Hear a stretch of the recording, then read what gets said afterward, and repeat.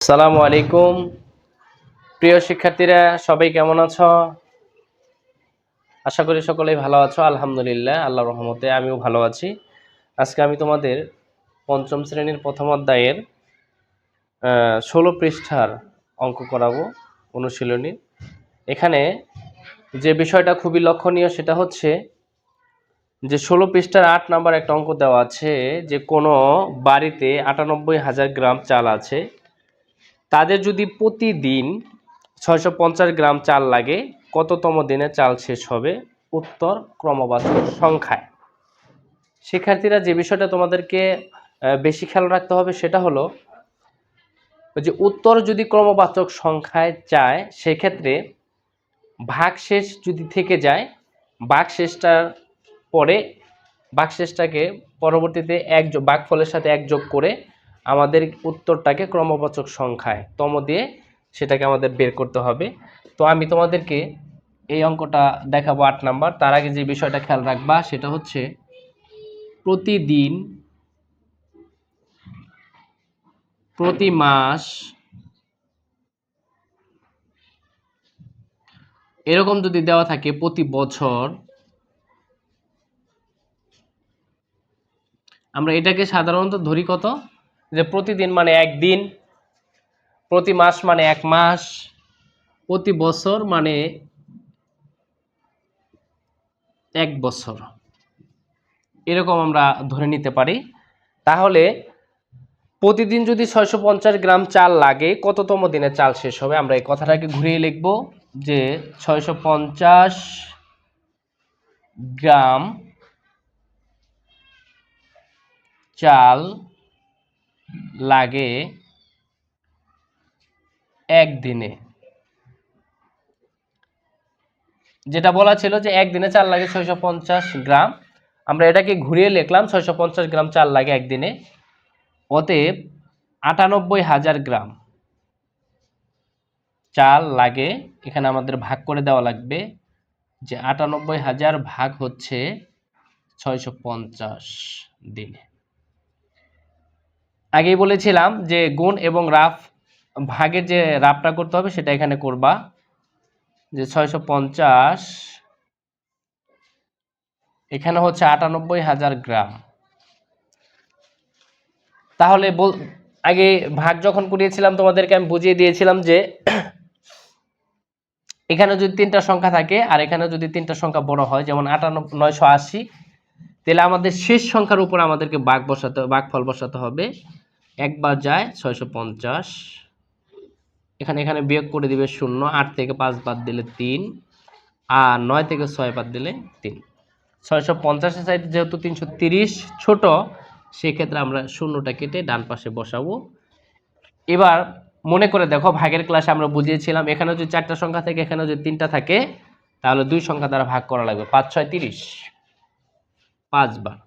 তাহলে 650-কে আমরা 5 দ্বারা গুণ করব। এখানে দেখো গুণটা করে দিচ্ছি আমি। 650 গুণন হচ্ছে 5, 0, 5 5 25-এর 5, হাতে আমার 2, 5 6 30 আর 2 32। আমরা এখানে 5 বার লিখেছি, এখানে লিখব 3250। বিয়োগ করে দেই, 10 থেকে 5 বাদ দিলে 5, হাতে আমার 1, 3, 3 থেকে 3 বাদ দিলে 0, 3 থেকে 3 বাদ দিলে 0। এবার আরেকটা সংখ্যা কেটে নিয়ে আসলাম, এখানে 500। দেখো ভাজক হচ্ছে 650 আর ভাজ্য হচ্ছে 500। যেহেতু ভাগ করা যাচ্ছে না, শূন্য কেটে আনার পরে ভাগ করা না গেলে ভাগফলে একটা শূন্য বসবে আর ভাজ্যের নিচে একটা শূন্য বসবে, এটাকে আবার বিয়োগ করে দেওয়া লাগবে। এ হচ্ছে আমাদের ভাগফল 150 এবং ভাগশেষ হচ্ছে 500।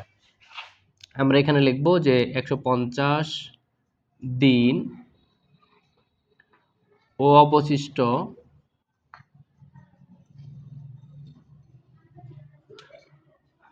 500 গ্রাম চাল। 500 গ্রাম চাল। আগেই বলেছিলাম যদি অবশিষ্ট থাকে, উত্তর ক্রমবাচক সংখ্যায় যে অঙ্কটা চাবে যদি ভাগশেষ থাকে, সেক্ষেত্রে এখানে 2টা লাইন বেশি করা লাগবে। সেটা হচ্ছে যে যেহেতু 150 দিন ও অবশিষ্ট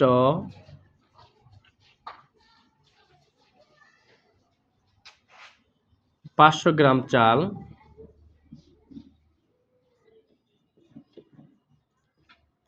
সুতরাং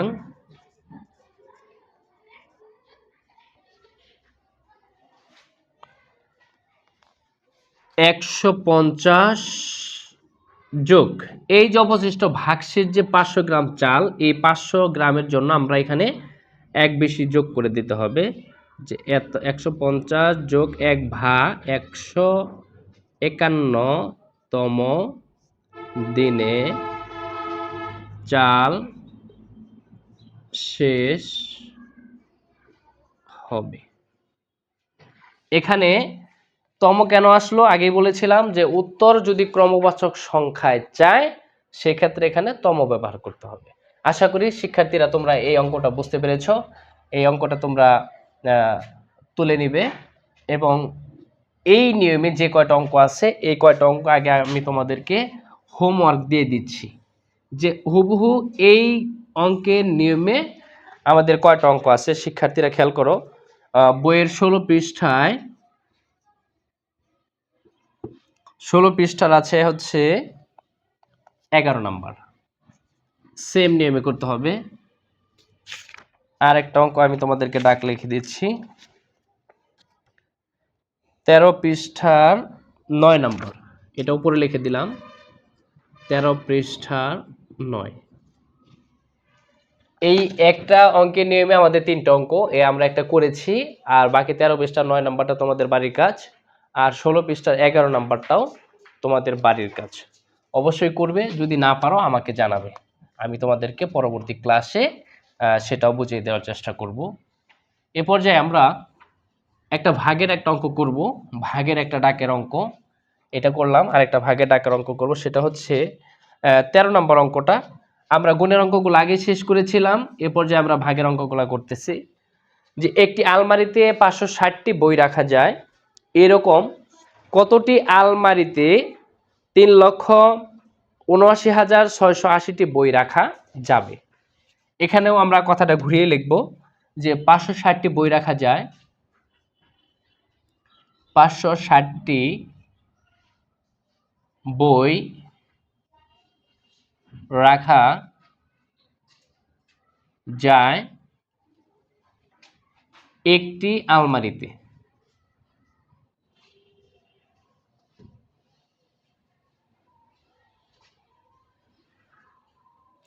অতএব 3,79,680টি বই রাখা যায়, 3,79,680 ভাগ হচ্ছে 560টি আলমারিতে। এবার এটা আমরা ভাগ করে দিচ্ছি। আগেই বলেছিলাম ভাগ এবং গুণের হাফগুলো আমরা এই অঙ্কের নিচে এখানেই করে দেব, যে 560 ভাগ হচ্ছে 3,79,680। আর তোমরা অঙ্ক করার সময় অবশ্যই মুখে মুখে আওয়াজ দিয়ে করবে, তাহলে ভুল হবে না। দেখো এখানে 3টা সংখ্যা 560, এখানে 3 সংখ্যা হচ্ছে 379, তাহলে 379 যেহেতু ছোট, আমরা 4 সংখ্যাকে ভাগ করব। তাহলে এই প্রথম সংখ্যা দ্বারা এই দুটাকে ভাগ করব আমরা, 5 7 35। তাহলে আমাদের মনে হচ্ছে যে 5 বারের আমরা কম নিয়ে দেখব এবং 5 বার নিয়ে দেখব, 2 বারেই করব। 4 দিয়ে প্রথমে করে দেখি, 0 4 × 24 4 হাতে আমার 2, 4 5 20 আর 2 22, দুঃখিত না 7 বার দেওয়া লাগবে, দুঃখিত, যে 7 বার বা 6 বার দিয়ে করি, আমরা 6 বার দিয়ে করি, যে 0 6 6 36 6 হাতে আমার 3 5 6 30 আর 3 33, আমাদের আরো বেশি যেতে পারে।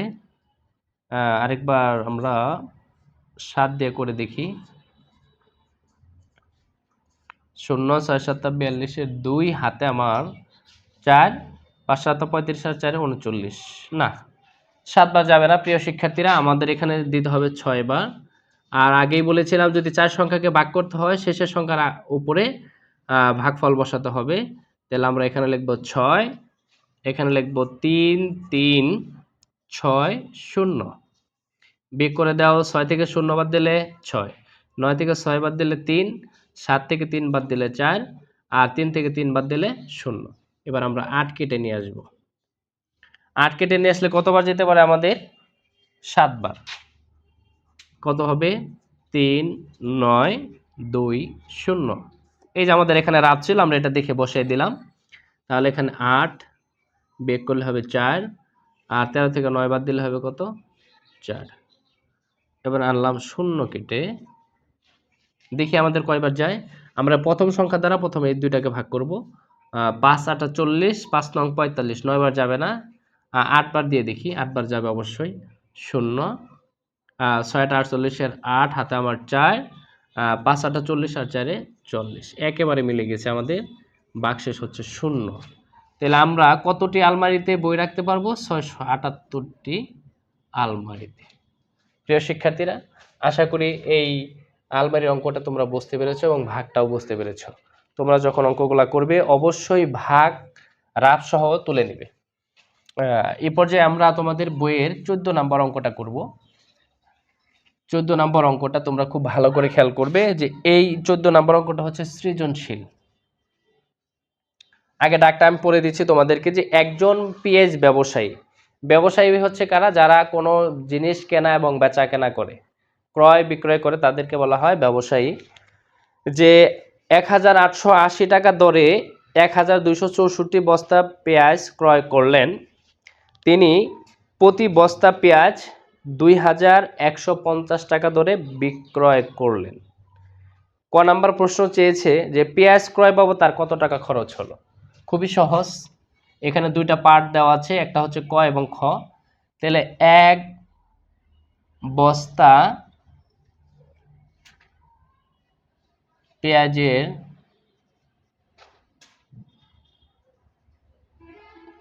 দাম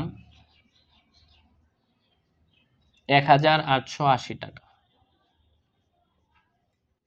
অতএব পেঁয়াজ কিনেছে 1264 বস্তা। তাহলে অবশ্যই দাম বাড়বে, বাড়লে গুণ করতে হবে। 1264,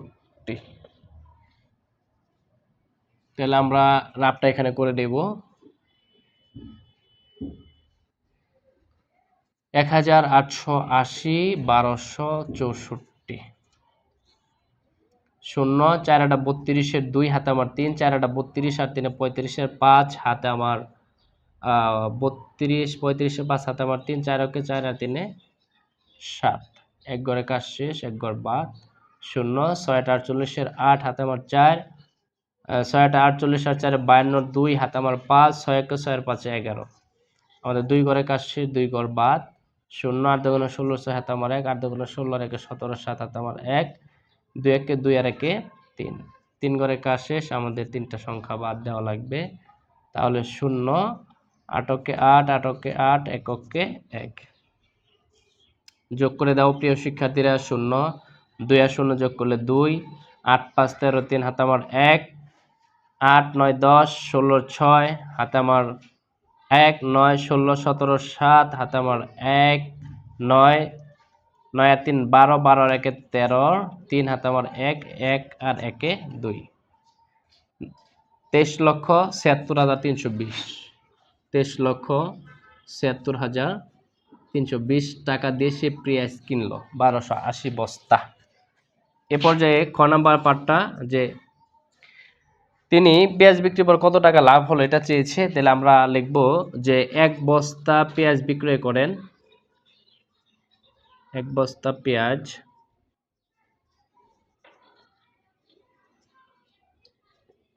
বিক্রয় করেন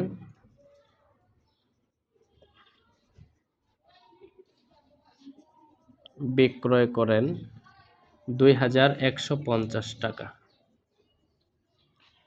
তাহলে 1264 বস্তা পেঁয়াজ বিক্রয় করেন 2150 গুণন হচ্ছে 1264 টাকা।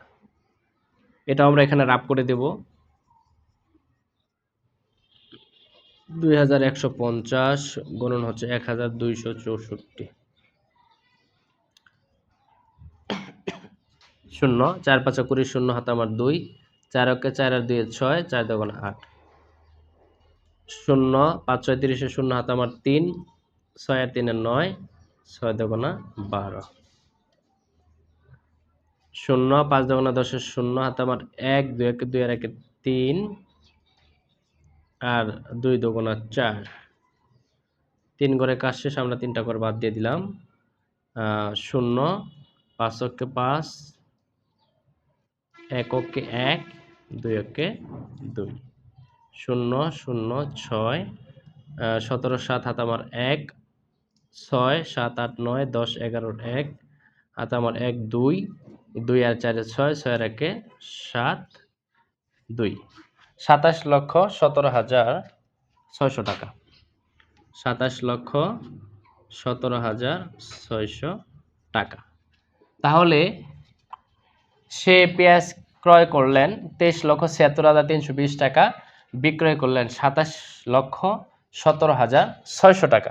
বলছে পেঁয়াজ বিক্রির পর তার কত টাকা লাভ হলো, তাহলে আমরা এখানে লিখব তার লাভ হলো, আমরা এখানে বিক্রয় মূল্য থেকে ক্রয় মূল্যটা বাদ দিয়ে দিলেই আমরা লাভ পেয়ে যাব। 27,17,600 বিয়োগ করব আমরা হচ্ছে 23,76,320 টাকা। দেখো আমরা এখান থেকে এটা বিয়োগ করে দিতে পারি। 0 থেকে 0 বাদ দিলে 0, 10 থেকে 2 বাদ দিলে 8 হাতে আমার 1, 4, 6 থেকে 4 বাদ দিলে 2, আর 7 থেকে 6 বাদ দিলে 1, 11 থেকে 7 বাদ দিলে 4 হাতে আমার 1 4, 7 থেকে 4 বাদ দিলে 3, আর 2 থেকে 2 বাদ দিলে 0, অর্থাৎ 3,41,280 টাকা আমাদের পেঁয়াজ বিক্রির পর তার লাভ হবে। 3,41,280 টাকা তার লাভ হবে। আশা করি শিক্ষার্থীরা আজকের আমার এই ক্লাসে যে 3টা অঙ্ক তোমাদেরকে করিয়ে দিলাম তোমরা অবশ্যই বুঝতে পেরেছো। আর যদি বুঝতে পেরে থাকো, আমি তোমাদের 2টা হোমওয়ার্ক দিয়েছি আর 3টা অঙ্ক করিয়ে দিলাম, মোট 5টা অঙ্ক তোমরা হোমওয়ার্ক করে নিয়ে আসবে। আর পূর্বের ক্লাসে আগের ক্লাসে যদি তোমাদের কোনোটা বুঝতে সমস্যা থাকে বা আজকের ক্লাসেও যদি কোনোটা বুঝতে সমস্যা থাকে অবশ্যই আমাকে কমেন্ট করে জানাবে। এই সমস্যাগুলোর উপর আমি তোমাদেরকে আলাদা একটা ক্লাস নিয়ে দেব। ধন্যবাদ শিক্ষার্থীরা, আসসালামু আলাইকুম।